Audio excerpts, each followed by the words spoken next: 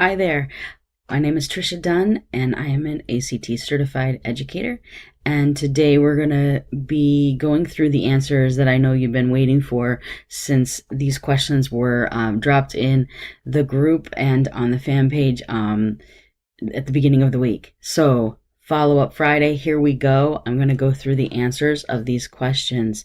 So, if you were attempting to answer these questions and you've had no tips on how to go ahead and go about it. There's a couple different things you might have tried. So hopefully when we're done today, you're going to have a few tips and some strategies that you'll know where to start, and also how to answer some of these questions that can be a little confusing and also leave you a little bit frustrated with maybe thinking that all questions could be correct, or maybe that you're not sure of what any of the questions are asking. So let's get right to it. So first thing with the English passage, this is the first part of the ACT test, the very first section you come to. This passage happens to be the third one inside the first section of the test. There are 75 questions in this English section, and you have about 9 minutes per passage to answer each of those questions. These are only 4 out of this passage 3. So what we want to do is make sure that we're actually reading this passage. Sometimes it's really easy to think a couple different things. One, we could skim for the answers. Another is that we can just go to the underlined portions and then try to answer it by what sounds right. So we're going to take a look at some things today to kind of help us work through that. And the first thing is we definitely want to read from the beginning and also then go to where that first question is asked. There's a couple different ways you can approach this. One is just like I said. The other is that you could read the whole first paragraph, then go back to the question and read just the sentence that it's in. In my opinion, that takes up a lot of time, so we're going to go ahead and read it from the first beginning part of the passage to where the first sentence ends, which is right here, and then we're going to take a look at our question. So, lightning in the sand. As my friend Anna and I walked the sand dunes of southeastern New Mexico, she told me that she hoped we'd find a fulgurite, one as translucent white as the southeastern New Mexico sands around us. Now, at this point, I've read to the end of the sentence. I'm going to go over to my answer choices. Overall, test strategy for the ACT, you want to use your answer choices as much as possible. For the English, we want to look to see if we can figure out what type of question ACT is looking to see our knowledge, test our knowledge on. In this case, I see a couple things that are popping off right away at me. And one is that we see the word sands. We're talking about the sands, and then we've got an option for delete. So what no change means, just briefly, I want to talk about that for just a second, because sometimes that can be a little unnerving. The no change is really just what I say as far as ACT just doesn't want to type out everything that's underlined to begin with what's in the passage so easily. They just write the word no change, and what that means is that as an answer choice, as the southeastern New Mexico sands around us is that first option that we can consider. Because we just read it and it's kind of stuck in our minds as like this could possibly be okay, we could do a couple things. We could go to B and start there and then come back to no change to see how it sounds. Or we could see that we have delete as an option, and this will be an easy one to check, because if we're deleting and taking that completely underlined portion away, then we'll be able to see right away whether we need it or not. So I'm going to start at the beginning of the sentence and check with delete. As my friend Anna and I walked the sand dunes of southeastern New Mexico, she told me that she had hoped we'd find a fulgurite, one as translucent white. And then if we're deleting, as you can tell from how the sentence just kind of dangled there, we definitely need the rest of that to make that make sense. So we can rule out D as an option. Now, as we're going back up to our other two choices, our other three choices, what I see really clearly is that these are the ones that have the same basic idea. So we want to ask ourselves, what is the most direct way that we can get to the point the quickest and not take away from the meaning of this sentence? And when we look at this and we see the repeat, wordy, no change, wordy, be, change, and then we see as these sands. So let's try that one next and see how that works. As my friend Anna and I walked the sand dunes of southeastern New Mexico, she told me that she hoped we'd find a fulgurite, one as translucent white as these sands. Well, that actually reads correct and sounds correct and gets right to the point of what we wanted to say. If we are going to read the other ones, and we take a look at no change, we see that, well, we are repeating southeastern New Mexico. We wouldn't need to say that twice. That's pretty redundant, so we can rule that out. For B, if we wanted to find a for sure reason to rule this one out too, we're talking about a translucent white. And then we have nearly transparent to the eye, which really, again, is the same thing as translucent. So if we wanted for sure hardcore facts for ruling out A and B as well, we could do that. But we could also just say that as these sands gets right to the point, it's the most direct, the quickest way to say what was intended to be said in this passage without taking away any significant meaning of the sentence. Next, we're going to continue to read from where we left off. The reason we want to do this is because a portion of what's being asked is the content of this passage. So if we skip over and go right to 32, we may be missing out some key information that's going to help us get the correct answer correct. Or we might be choosing something incorrect based off of what just sounds right. So let's start reading from where we left off. A fulgurite, whose name stems from the Latin word fulgur, which means thunderbolt, is a hollow silica glass tube formed when lightning strikes sand. A fulgurite is created in one explosive second by fusion and pressure, as sand heated by a lightning blast melts and becomes glass. Notice that when I came to that comma in the underlined portion, I gave a little extra pause there. That's because for the comma, one way to look at a comma is this is a breath mark. This is a place to pause. When we're reading it to begin with, our brains are so very powerful that sometimes we just read it correct, whether we need it or not. So giving an extra pause gives us an idea of whether we needed it or not. So when we paused there, as you could tell, it kind of felt disconnected. That could just be how it seems. So without jumping right to ruling no change out, what I want to do is kind of go back and clear that slate so that I'm not confusing myself with what I just read might sound right or might work. So I'm going to go to J first. I'm going to go look at J and see what we've got going on with this one. Again, we're going to put it back into the entire sentence. So starting with the sentence, a fulgurite is created in one explosive second by fusion and pressure, as sand heated by a lightning blast melts and becomes glass. Well, that sounds pretty good, and it doesn't take anything away. And so I'm thinking that's in the running for a choice that's potentially going to be correct. Let's go to H and check that one.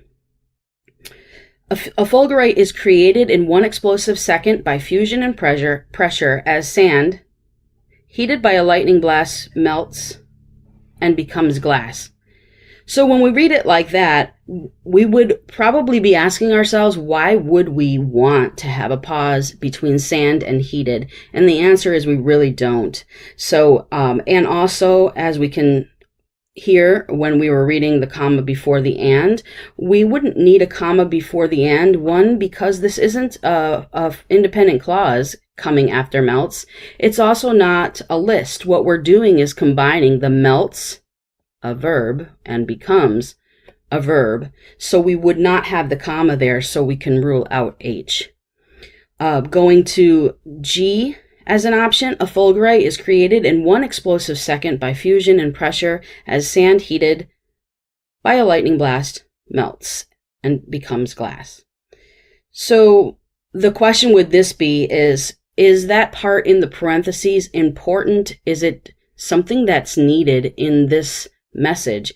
And indeed it is, because our title of the sentence is lightning in the sand. So by putting lightning blast in parentheses, we're basically saying this is non-essential. We can kind of take it out. And although it reads okay like that, we're taking out a significant part of what this passage is trying to say. So for that reason, it is making it not clear. It is not it's taking away an important part. So we're going to rule that out.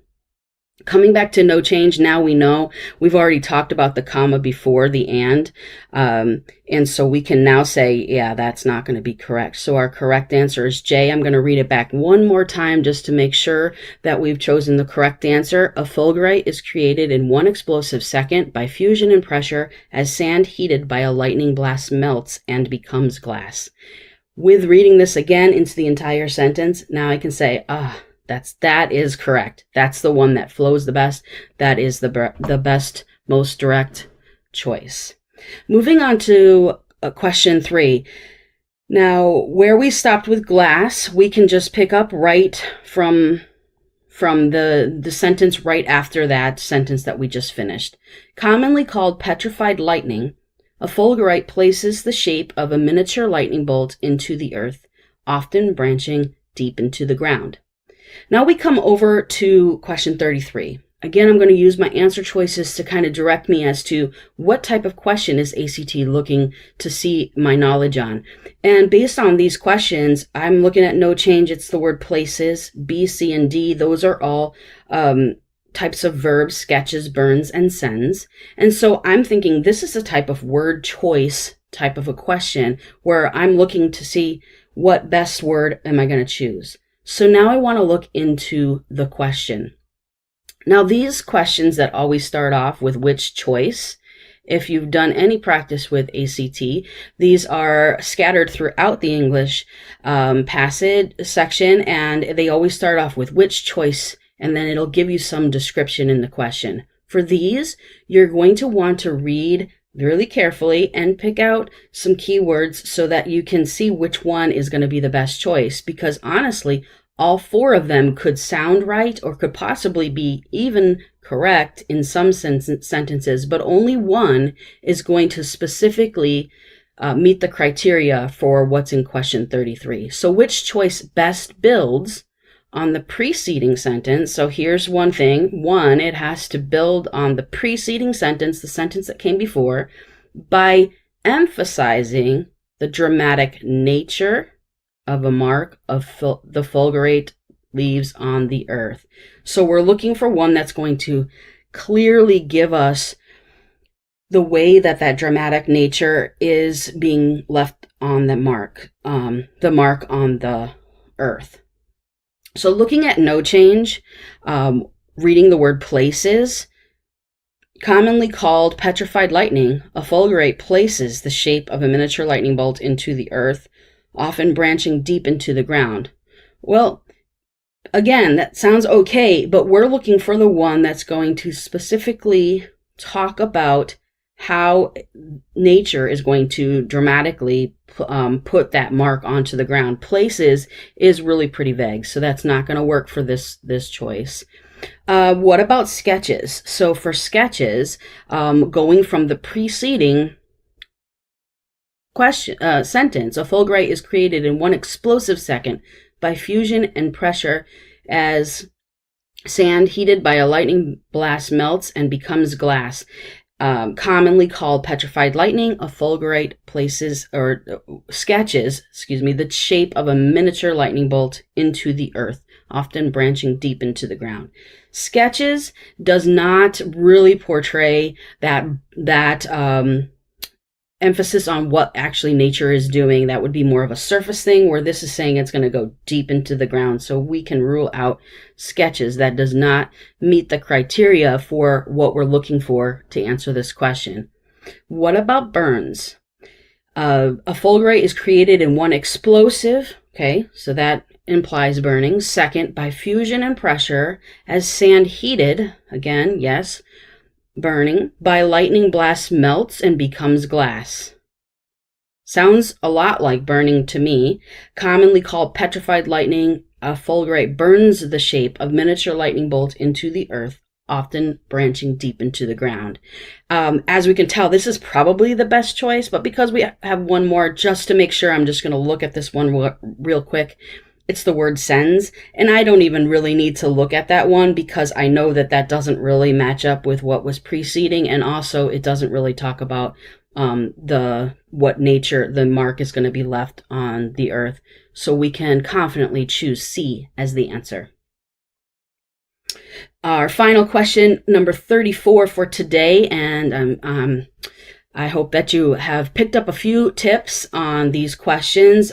Just a side note is once you get familiar with these types of questions, each passage is going to have a very similar type of question. So if you're getting confident with practicing these questions, if you're applying just the little tips that I'm pointing out right here, along with strategies that you can learn from a qualified test prep tutor, you're going to be really good to go and on your way to mastering the ACT in no time. So let's pick up with this last question. Let's go to where the new paragraph starts. Anna told me that I had possibly seen a small fragment of a fulgurite before, without realizing I had, on a beach. She explained, though, that even experts are rarely able to locate a fully intact fulgurite. So I don't know if you read, if you heard when I read it there, I actually did something, and it's to the point of how your brain can already fix things. I actually put a pause after the word though and a little bit before the word though. That gives me an indication that to read that smoothly, you kind of do need a pause there. So I'm going to look at my answer choices and I see, okay, I've got the exact same words in each of these lines. So ACT is testing the punctuation part. Why do I need something here? So if you're not sure the exact reason why, this is where that dramatizing that pause is going to be really good to know where you would want to have the pause. Again, because no change is how we just read it, and we could have fixed it like I did when I was reading it. I'm going to start right beneath that, and I'm going to go to G. And I'm going to read that one first, then come back to no change at the very end. So she explained, though, that even experts are rarely able to locate a fully intact fulgurite. Well, that is almost how I read it the first time. And so I think that that's really a good option for us. And I'm going to put a mark next to it and go on to the others just to make sure. She explained, though, that even experts are rarely able to locate a fully intact fulgurite. That was H. That one sounds awkward, and the emphasis is not on the right place as far as where we would want to pause it reading without that space in between the those. So I'm going to rule out H. That just doesn't fit. Going on to J. She explained, though, that even experts are rarely able to locate a fully intact fulgurite. Again, we really do need that pause after though, so I'm going to cross out J. Now I can come back to F and I can say, oh, well, I put that pause in to begin with, so G is going to be the answer for that, and that is because we're separating out that connecting word with commas on either side, much like how you would put commas on either side of the word, however, when you're combining two thoughts. So I hope that this has been helpful. Thank you for your time, and I look forward to talking to you again with some more English and reading tips in the future. Thank you so much. If you have any questions, please do reach out to us. We're here to help you through your ACT journey, and it's our privilege to be alongside you. Thank you. Bye.